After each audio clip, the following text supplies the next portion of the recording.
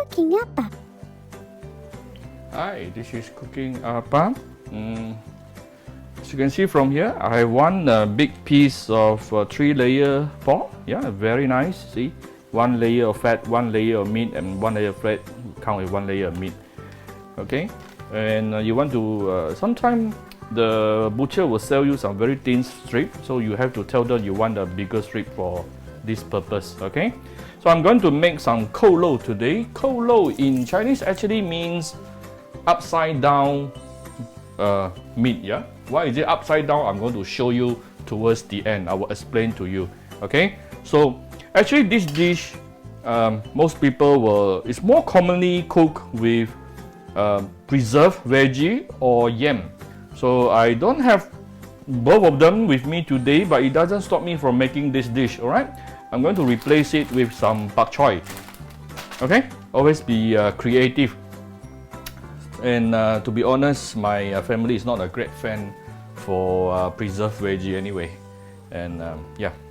Alright, so first of all, as you can see from here, this meat is actually already blanched. It's not raw, yeah? It's already blanched. So always blanch your meat first. That can remove the impurities, yeah? How do you blanch it? I actually have videos on that. You can search for it. In short, basically you put this in 1 pot of water, boil it up for 2-3 minutes, then you remove it and wash it cleanly. Alright, that's the process of blanching. And then use something sharp. I have this to poke holes onto the surface of the skin. This is going to help the deep frying process later. If you don't have that, you can use maybe the tips of your knife. Yeah. So just poke some holes here, and after blanching now, you don't have. After blanching, we need to deep fry it for a while. Okay. Okay. As you can see from here, I have put quite a considerable sum of amount of oil here because my pork is quite thick. Now you want to be careful with this process because it will splatter. Okay, it will splatter. So make sure you wipe your 3-layer pork totally dry, yeah, on the surface. And we want to heat up the oil to at least 140-150, like what you are seeing here. Okay, it is the moment you put your chopstick in, it already started to bubble immediately, and there's no smokes coming out from your oil. Then this is the kind of heat we wanted, which is about medium temperature. Yeah, it's about 140 degrees.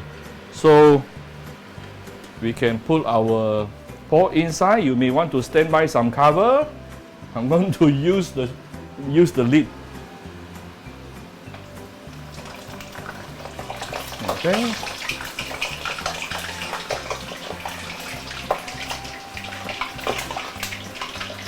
So this process, there are a few reasons. One is you want to give it some color, yeah, some golden brown color to your surface of your meat. It will look nicer later when you steam. And secondly, it will actually give it a very nice flavor, yeah, very nice flavor from the pork itself. So what we are doing here is you don't need to make sure the meat is fully cooked. All we need is just to fry and give all the surface of your pork a nice golden brownish color. All the surface. Okay, so later I will slowly adjust.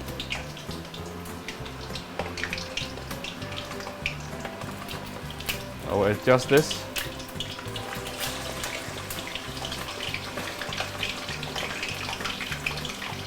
You can also apply some dark soya sauce here before you fry, up to you. Okay, I just didn't do it. Basically, this process will take a couple of minutes. Okay, we come back shortly. Okay, this it really depends on the size of your meat and the amount of oil you have. Okay, For my case, it took me about 7 to 8 minutes.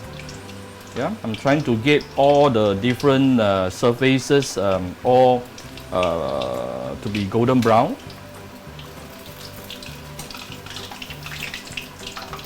Okay, I hope you can see the nice golden brown color I'm having right now. And the skin, yeah. You don't have to make the skin fully crispified. Actually, this is almost done. Okay, this is almost done. And the next step is to prepare one pot of water, cold water. I actually put in some ice inside, and we want to put. Let me zoom out for you. Okay, I put some. There's some water here and some ice. I'm going to put the meat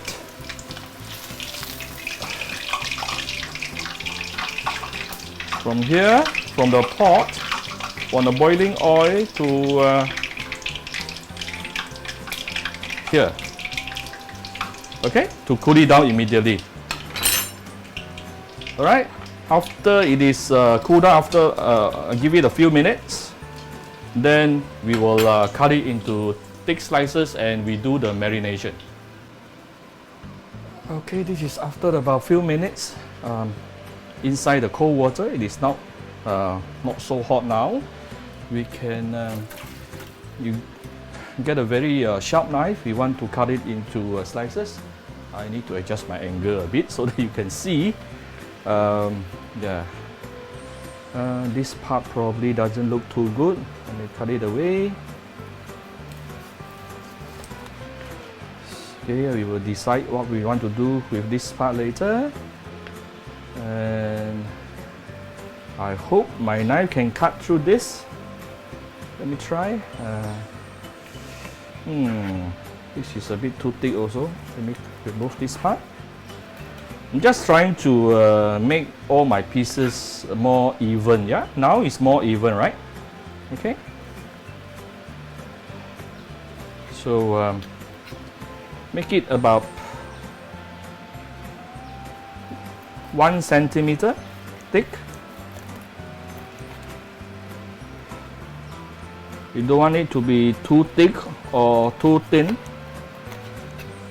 Give it about 1 centimeter roughly. As you can see from here, the meat is it's only about 30-40% cooked, yeah? Because what we did out just now, it was just to give the color.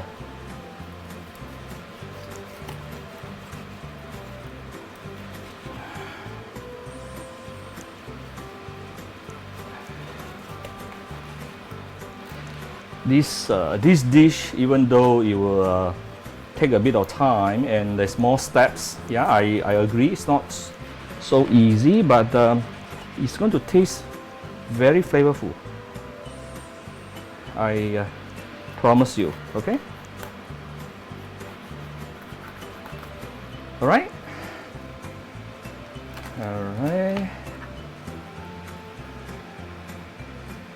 I can use this. And I'm going to put this into a pot. Put them into a pot where we can now do some marination. Okay, I'm not going to waste this. If you're eating this dish outside, these two parts, they will actually remove it, yeah. But since we are doing home cooking, I don't mind adding it together. Okay. Let me adjust the angle for you a bit. Alright, let's marinate our meat here. Now, whatever I'm adding here, if you don't have everything, don't worry, okay? Just there's not really rule. Well, basically you just have to make sure the color will turn out black in color, okay? So it doesn't really matter what you really added. Now I have one fermented bean curd here, okay? A red color fermented bean curd. One piece. Let's give it a bit of ginger. Okay. Let's give it a bit of garlic. Let's give a bit of red onion. not too much. Okay, these are supposed to be marination only. And give it some. What is this? This is some black pepper. A little bit of black pepper. And I'm going to give a bit of blended Sichuan pepper powder. This is home blended. If you don't have it, don't worry. Just do away with this. Don't worry, okay? I have some oyster sauce. Let's give it. This is actually a diluted oyster sauce because it's finishing this particular bottle. So you probably put in about 1 tablespoon the most, and give it some light soya sauce. Okay. And you need to give it some caramelized color, dark soya sauce. Okay, probably about 1 tablespoon.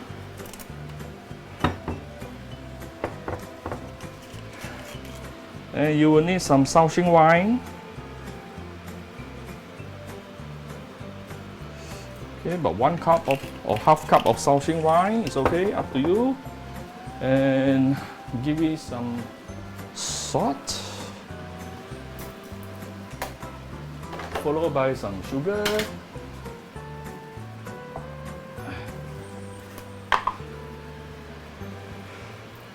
Okay, and I'm going to give it 1-2 drops of sesame oil. Okay, good enough. And let's mix them together. Okay, I don't mind adding some green onion right now. I'm going to leave some for the end, okay? So you want to nicely mix everything together. Wow. It already tastes very, it smells very nice even before I steam it. See how appetizing it looks. Oh my god. Ooh. So if you are making this using preserved veggie mei cai, okay, then all you need to do is wash your mei cai and stir fry your mei cai with some salt and a bit of salt and sugar. That's it. Wow.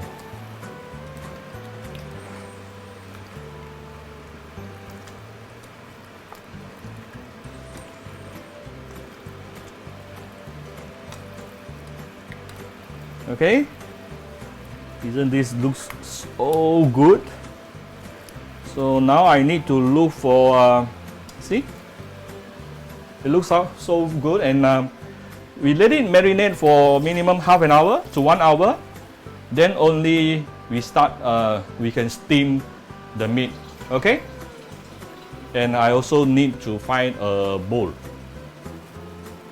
Alright, my meat has been marinated for the past about 45 minutes. Okay, actually 1 hour would be the best, but it's okay. What we do here, the next step, find yourself a nice bowl. Okay, good size, not too large, because later you're going to put it upside down on the normal plate. Okay, now what we are going to do here is we want to arrange our meat. Yeah, let me just do it one more round. Okay, and we want to arrange our meat with the skin facing downwards. Okay, you want to arrange your meat with the skin facing downwards, so that later when you turn it upside down, it will look very nice. All the meat, yeah, all the skin will be facing upwards. Okay, arrange them nicely. You need a little bit of patience, okay, with this particular dish.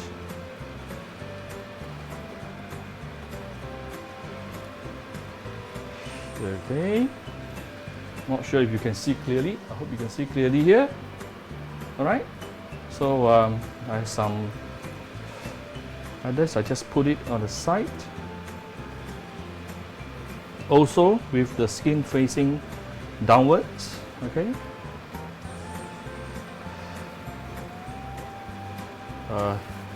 These are the meat from the sides just now. I'm not going to waste it.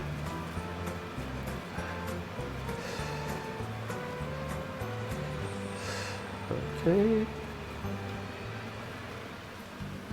Alright. And we are not going to waste the gravy, the marination gravy just now. You can actually pour the gravy on top of the meat. Don't waste it. Okay. So if you are using preserved veggie, now is the time you can put all your preserved veggie on top here. Okay, so later when you put it upside down to the plate, your veggie will become at the bottom and the meat will become on the top. Now I'm not using preserved veggie today, and you can't really steam your bak choy for too long. So I'm not going to put the bak choy here. I'm just going to make my bak choy. Maybe I will add the bak choy later. Okay. So I hope you can see clearly from here. Let me zoom in for you. Okay. Take note. All the meat, all the skin is facing downward right now. Okay, and arrange them in a very nice, beautiful manner. Then later, when you turn upside down, it will look very good. Okay, as you can see from here, I have 1 pot of boiling water. Put our meat on top. And let me cover with a lid. Okay. Total, we want to steam this, steam the meat under medium-high heat for at least 30 minutes. But towards the end, probably about 23-24 minutes, I'm going to add in the veggie on top of it. Okay, so we'll come back after this. Okay, now it's about 25 minutes steaming under medium-high heat. Remember just now when I say I want to put in the 1 layer of veggie. Okay, so basically the meat is not done yet. It's already cooked, but I want it to be softer. So I'm going to take it out and put 1 layer of veggie on top. Then let it continue steaming. All right. Okay, I'm not sure whether you want to see this. Just put 1 layer of veggie on top. Okay, don't worry. Some people will arrange it in a very nice manner. I don't really mind. Okay, I'm not really a very artistic person. Okay, you can explore your own creativity here. Okay. Why is it I only put my veggie now? It's because bak choy only need few minutes to be fully cooked. Okay, so you don't want to put in too early.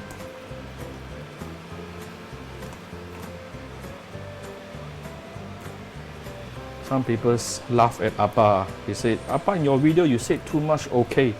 I noticed that. Yeah, I apologize. Just don't pay attention to those. Just pay attention to the idea I'm giving to you. All right? That will be more fruitful. Okay. So it is nicely covered. And I'm going to put it back to the steamer. Okay, we put it back to the steamer and cover with the lid.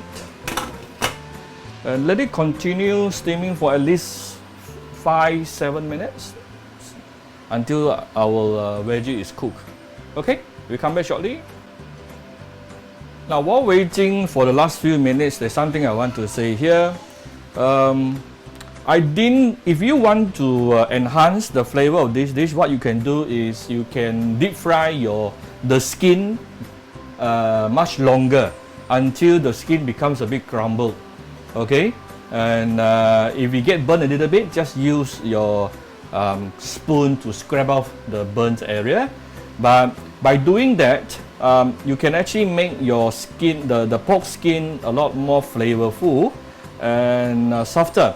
But how come I didn't do that just now is because my family basically they don't eat the pork skin. They are going to remove it anyway. So I did not fry the pork skin long enough. Okay, so you can actually choose to deep fry your pork skin longer. Okay. Okay, I have steamed my the veggie together with the meat for another 10 minutes. So total, I have probably steamed the whole thing for close to 40 minutes actually, 30 over to 40 minutes. Okay, and the veggie should be done because I can tell the veggie has turned darker color. Yeah, let's just remove this. Yep, it is definitely cooked. And we want to remove this.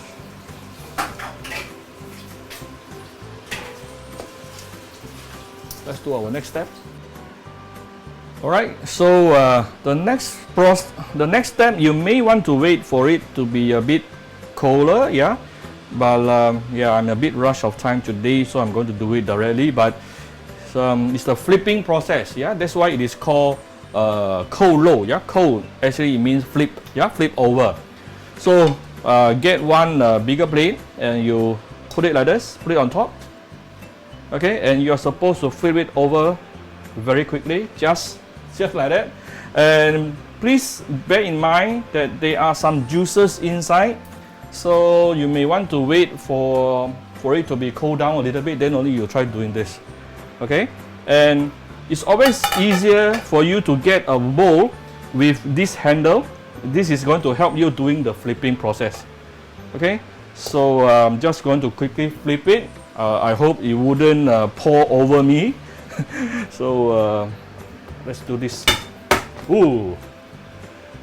Okay, the juices came out a little bit. It doesn't matter. At least it doesn't came to me. So we slowly remove our bowl. Be careful, it is very hot. It's going to be very hot. Wow, it is very hot. I'm going to wait for a while. Okay, I'm going to use a spoon to help.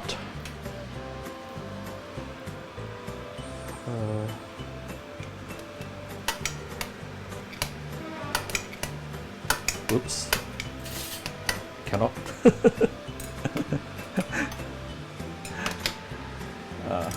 Okay. Slowly lifting it. Alright. Okay. Now there you go. You can see, let me just clean it a little bit for you. Now, that's why it is called cold roll, yeah? Flip over meat, yeah? Flip over meat. Let me adjust the angle for. Alright, here's my cold roll, flip over meat, yeah? Flip over, not upside down, sorry, I said upside down in the beginning. So you have you can see the skin is facing outwards right now, and the veggie is actually at the bottom. Alright, so hope you like my dish. If you like my video, do share my video on your Facebook. Come to Cooking Appa Facebook fan page to click both like and follow button. Follow up on Instagram and subscribe to Cooking Appa YouTube channel. Thank you very much. Bye bye.